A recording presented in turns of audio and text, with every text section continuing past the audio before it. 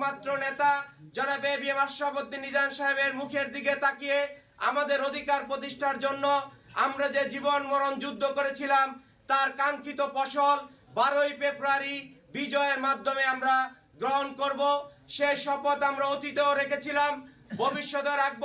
সেই 12 তারিখের ভোট যুদ্ধে বিজয় লাভ করার জন্য গত আন্দোলন সংগ্রামে এই জাতীয়তাবাদী স্বেচ্ছাসেবক দল সকল লাভ লসের হিসাবকে বিসর্জন দিয়ে একমাত্র নেতা জনাব এবিএম আশরাফ উদ্দিন নিজাম সাহেবের মুখের দিকে তাকিয়ে আমাদের অধিকার প্রতিষ্ঠার জন্য আমরা যে জীবন মরণ যুদ্ধ করেছিলাম তার কাঙ্ক্ষিত ফসল 12ই ফেব্রুয়ারি বিজয়ের মাধ্যমে আমরা গ্রহণ করব।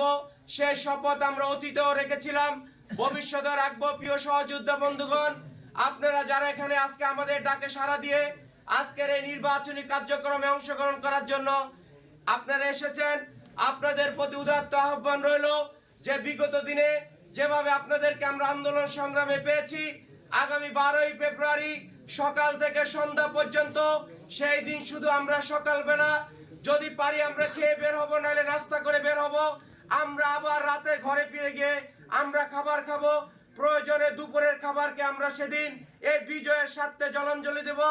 আমরা কেউ ভোট কেন্দ্রে সকালবেলা উপস্থিত হয়ে আমাদের বিজয়কে আমরা না বুঝিয়ে পাওয়া পর্যন্ত আমরা কেন্দ্র থেকে যাব না।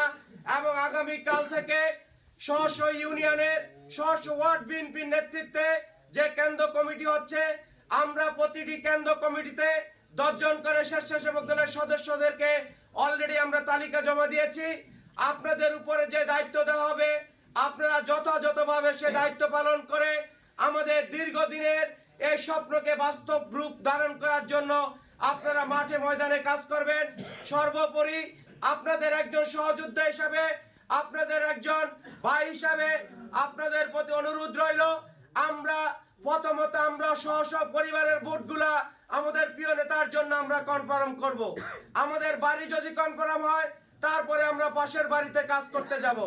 এবং আপনাদের বিগত দিনের আন্দোলন সংগ্রামে যেভাবে জাতীয়তাবাদী দল রামগতি উপজেলা বিএনপি এবং আমাদের সকলের অভিভাবক জনাব এবিএম আশরাফ উদ্দিন নিজাম সাহেব আমাদের কর্মকাণ্ডে যে সন্তুষ্টতা দেখিয়েছেন, আমরা যেন ভোটের দিন পর্যন্ত আমাদের উপরে আমাদের নেতাদের সেই সুনজর, আমাদের কর্মকাণ্ডে যেন তারা সন্তুষ্ট থাকেন, সেভাবে আপনারা মাঠে ময়দানে কাজ করবেন সে আশা প্রত্যাশা রেখে আজকে আপনারা যারা উপস্থিত হয়েছেন আপনাদের সকলকে রামগতি উপজেলা স্বেচ্ছাসেবক দলের পক্ষ থেকে ধন্যবাদ অভিনন্দন জানিয়ে আমি আমার বক্তব্য শেষ করলাম।